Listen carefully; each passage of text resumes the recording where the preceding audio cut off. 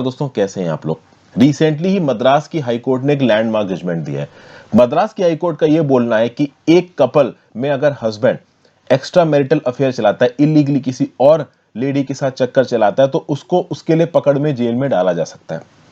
यह particular news important इसलिए हो जाती है क्योंकि आज से लगभग 3-4 साल पहले 2018 में एक न्यूज निकल के आई थी कि एडल्टरी को सुप्रीम कोर्ट ने अनकॉन्स्टिट्यूशनल बोला था। 497 section of the Indian Penal Code has been declared as unconstitutional by the Supreme Court। तो ये दोनों न्यूज़ को हम लोग यहाँ पे जोड़ के समझने की कोशिश करेंगे कि कैसे यहाँ पे सुप्रीम कोर्ट और हाई कोर्ट दोनों ने एक प्रोग्रेसिव रूलिंग दी है, और ये जो प्रोग्रेसिव रूलिंग है वो जेंडर एम्पावरमेंट, मतलब आप कह सकते हो कि फीमेल एम्पावरमेंट, वुमेन एम्पावरमेंट की तरफ जाती। तो हुआ यहाँ पे क्या है, न्यूज कुछ ऐसी है, मैं यहाँ पे तो इंडिविजुअल का नाम भी दिया हुआ है, मैं इंडिविजुअल का नाम नहीं लूंगा। एक ट्रायल कोर्ट थी तिरुवन्नमलई डिस्ट्रिक्ट में। इस ट्रायल कोर्ट ने नवंबर 2011 में एक पर्टिकुलर इंसान को सजा दी। किस बात के लिए सजा दी? कि भाई वो अपनी मैरिड लाइफ में एक्स्ट्रा मैरिटल अफेयर्स चक्कर चला रहा था, और इस पर्टिकुलर सजा को मद्रास हाई कोर्ट ने यहां पे कंफर्म कर दिया। जब मद्रास हाई कोर्ट ने सजा को कंफर्म किया, उससे पहले ये जो पर्टिकुलर इंडिविजुअल था जिसको जेल की गई थी एक्स्ट्रा मैरिटल अफेयर्स के लिए, इस पर्टिकुलर इंडिविजुअल ने सुप्रीम कोर्ट के एक केस के एक जजमेंट के सहारे के थ्रू अपने आप को छुड़ाने की कोशिश की। सुप्रीम कोर्ट ने एक जजमेंट दिया था। इस जजमेंट का नाम था KV Prakash Babu versus state of Karnataka. KV Prakash Babu versus state of Karnataka, यह सुप्रीम कोर्ट का एक जजमेंट है 2016 का। इस पर्टिकुलर जजमेंट में क्या बोला गया था, इसमें देखिए क्या बोला गया है। Supreme Court has held that solely because a person was involved in an extramarital relationship and there was some suspicion in the mind of wife, it could not be regarded as a mental cruelty to attack the offense of abetment of suicide under section 306 of the Indian Penal Code। समझिए बात को। Supreme court यहां पे ये बोल रहा है कि एक कपल में मान लीजिए हस्बैंड का एक्स्ट्रा मैरिटल अफेयर चल रहा है, इलीगल चक्कर चल रहा है किसी और औरत के साथ, ठीक है भाई। अब इस केस में वाइफ के दिमाग में शक आया, तो ऐसे केसेस में उस वाइफ के साथ गलत हो रहा है, तो हो सकता है उसके दिमाग में सुसाइडल थॉट्स आ जाएं। तो इस कंडीशन में section 306 of the Indian penal code में हर केस में हस्बैंड को उठा के जेल में नहीं फेंका जा सकता। अब इस पर्टिकुलर केस में सुप्रीम कोर्ट ने लॉजिक क्या दिया? सुप्रीम कोर्ट ने लॉजिक दिया कि भाई एक इंसान किस हद तक मेंटली कमजोर है, इस बात पे डिपेंड करेगा कि उसमें कितने सुसाइडल थॉट्स आ रहे हैं। जैसे फॉर एग्जांपल, एक हस्बैंड है, एक वाइफ है। हस्बैंड का इलीगल चक्कर चला, वाइफ को पता चला। अब यहां पे वाइफ एक फीमेल है, और उस फीमेल के अलग अलग कंडीशंस में अलग अलग प्रकार के थॉट प्रोसेस हो सकते हैं, अलग अलग सोशल स्टैंडिंग हो सकती है, अलग अलग फाइनेंशियल स्टेटस हो सकता है। जैसे फॉर एग्जांपल अगर आप देखो तो एक जो लेडी है, जो लड़की है, जो वुमेन है, जिसका हस्बैंड उल्टे सीधे काम कर रहा है, उसका सोशल स्टाटा क्या है, उसकी खुद की आइडियोलॉजी क्या है, उसकी कैसी सोच है, इस बात पे डिपेंड करेगा कि वो यहाँ पे कितनी डिप्रेस्ड। जैसे कुछ वुमेन बहुत स्ट्रांग होती हैं, तो अगर उनको लगा कि भाई मुझे साथ धोखा हुआ है, तो वो हस्बैंड को छोड़ देंगी, ज्यादा इमोशनल नहीं होंगी। कुछ बहुत ज्यादा इमोशनल होंगी, तो हो सकता है वो इतनी परेशान हो जाए कि सुसाइड करने पे चली जाए। कुछ ऐसी होंगी कि वो बहुत मजबूरी में होंगी, तो वो अत्याचार सहती रहेंगी, वो बोलेंगे कि चलो जो चल रहा है चलने दो, मेरी मजबूरी है, मेरे पास पैसे वगैरह नहीं है। तो अलग अलग वुमेन पे अलग अलग प्रकार का इंपैक्ट पड़ सकता है अगर हस्बैंड एक्स्ट्रा मैरिटल अफेयर्स में इन्वॉल्व है। लेकिन हर लेडी सुसाइड के बारे में सोचेगी, ये जनरलाइज नहीं किया जा सकता। इसलिए सुप्रीम कोर्ट ने 2016 में इस पर्टिकुलर केस में, कौन से केस में, केवी Prakash Babu versus state of Karnataka में बोला कि भाई हर पर्टिकुलर हस्बैंड को आप उठा के जेल में नहीं डाल सकते अगर वो एक्स्ट्रा मैरिटल अफेयर चला रहा है तो, क्योंकि अलग अलग इंडिविजुअल्स के माइंड पे अलग अलग इंपैक्ट पड़ेगा। जो वाइफ को धोखा मिल रहा है, वो वाइफ एक अलग अलग सर्कमस्टांसेस में हो सकती है। सब लोग सुसाइड के बारे में, सारी औरतें सुसाइड के बारे में नहीं सोचेंगी। तो इसीलिए आप जनरलाइज करके किसी पर्टिकुलर इंडिविजुअल को जेल में डाल दो, ये सही नहीं है। एक बात यहां पे बोली गई। तो इस पर्टिकुलर केस का फायदा उठा के यहां पे तिरुवन्नमलाई डिस्ट्रिक्ट में जिसको एक्स्ट्रा मैरिटल अफेयर के लिए जेल में डाला गया था, वो पहुंच गया मद्रास हाईकोर्ट में, बोला साहब देखो मेरे खिलाफ गलत हो रहा है, मैंने एक्स्ट्रा मैरिटल अफेयर चलाया, मैं मानता हूं, लेकिन सुप्रीम कोर्ट का जो प्रकाश बाबू जजमेंट है वो ये बोलता है कि मुझे जेल में डाल सकता, मुझे छोड़ दो, ये तिरुमलाई डिस्ट्रिक्ट के ट्रायल कोर्ट ने मेरे साथ गलत किया है। तो मद्रास हाईकोर्ट ने इस पूरे के पूरे केस को सुना, और एंड में मद्रास हाईकोर्ट ने डिसीजन दिया कि नहीं भाई तुमने गलत किया है, तुम्हें जेल में डाला जाएगा। पहले सजा तो 2 साल की दी गई थी, इसको 6 साल रेगुलर इंप्रिजनमेंट कर दिया गया, लेकिन जेल में भेजा जाएगा उस आदमी को। Under section 498 of the Indian penal code. अब यहां पे मद्रास हाई कोर्ट की रीजनिंग को समझने की कोशिश करते हैं। क्या मद्रास हाई कोर्ट यहां पे सुप्रीम कोर्ट के जजमेंट का वायलेशन कर रहा है? नहीं, वायलेशन नहीं कर रहा है। देखिए, केस टू केस चीजें वेरी करती हैं। सुप्रीम कोर्ट ने बोला कि भाई केस टू केस चीजें वेरी करेगी। मद्रास हाई कोर्ट ने इस पर्टिकुलर केस में बोला कि पहली बात तो यहां पे एक चीज बिल्कुल क्लियर है कि ये जो इंडिविजुअल था ये एक्स्ट्रा मैरिटल रिलेशनशिप में इन्वॉल्व था, क्योंकि इसको एक दूसरी लेडी के साथ एक बच्चा भी हो रखा था। दूसरा, इसके चलते इसकी वाइफ को इसका घर छोड़ के जाना पड़ गया। तो इस पर्टिकुलर केस में सच में इसकी वाइफ को मेंटल ट्रॉमा झेलना पड़ा है, बहुत प्रकार की परेशानियां झेलनी पड़ी हैं।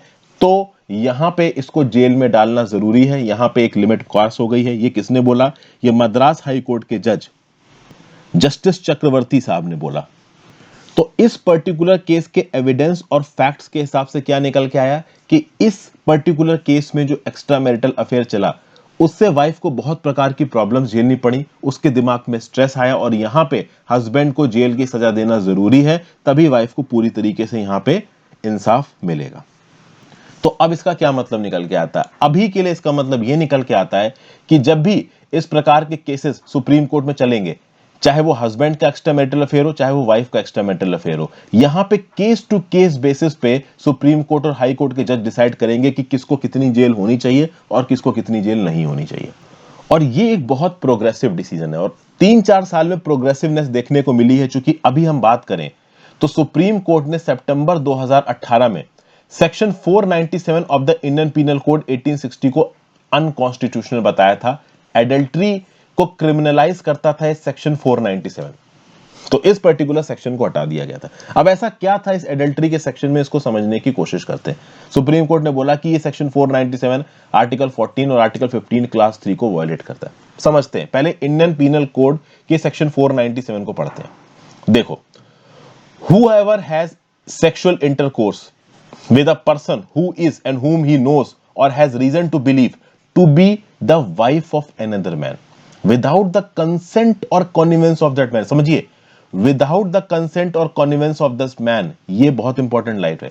such sexual intercourse not amounting to offense of rape is guilty of the offense of adultery and shall be punished with imprisonment of either description for a term which may extend to 5 years or with a fine or with both। In such case the wife shall not be punishable as an abettor।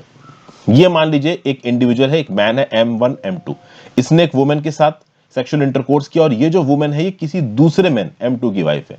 तो ऐसे cases में अगर M2 के पता किए बिना या M2 की परमिशन के बिना M1 अगर W के साथ सेक्सुअल इंटरकोर्स करता है तो M1 के ऊपर एडल्टरी का ऑफेंस लगेगा।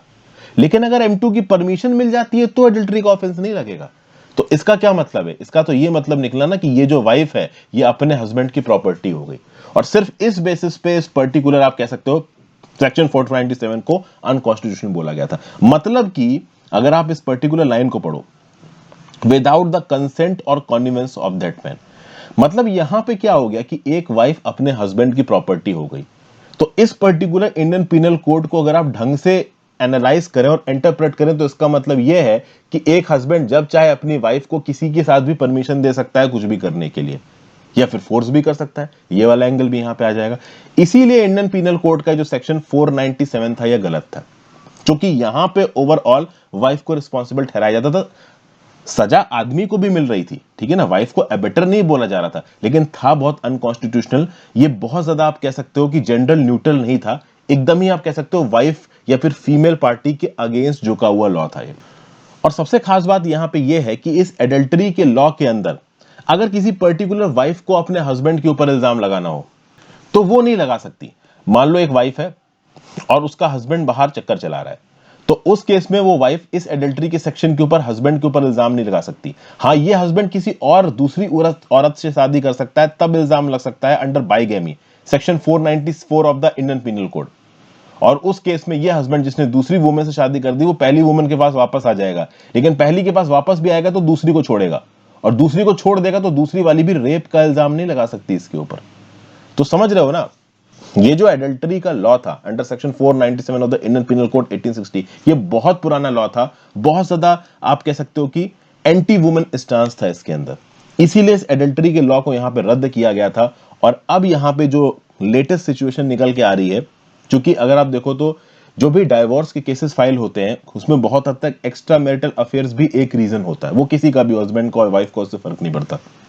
तो अब लेटेस्ट सिचुएशन ये निकल के आती है कि केस टू केस बेसिस पे ये डिसाइड किया जाएगा कि कौन सही है कौन गलत है, किसको कितनी सजा देनी है, किसको कितनी सजा नहीं देनी है। यहां पे याद रखने वाला चीज आपके लिए क्या है, section 497 of the Indian penal code 1860 adultery, जो कि अब अनकॉन्स्टिट्यूशनल बोला जा चुका है। और दूसरा एक जजमेंट आपको याद रखना है जो कि मैंने अभी आपको बताया, केवी Prakash Babu versus state of Karnataka 2016। ये पर्टिकुलर जो स्लाइड है ये आपको जो डेली करंट अफेयर्स वाली वीडियो है उसी की स्लाइड में पीपीटी में मिल जाएगी। Thank you for watching friends. कुछ ना कुछ यूजफुल आपको यहाँ पे आई होप जानने को मिला हो। इंस्टाग्राम पे फॉलो कर लीजिएगा, टेलीग्राम ग्रुप ज्वाइन कर लीजिएगा, दोनों चीजों का लिंक नीचे दिया हुआ है। And if possible for you please help by clicking the join button. Have a great day friends, good bye.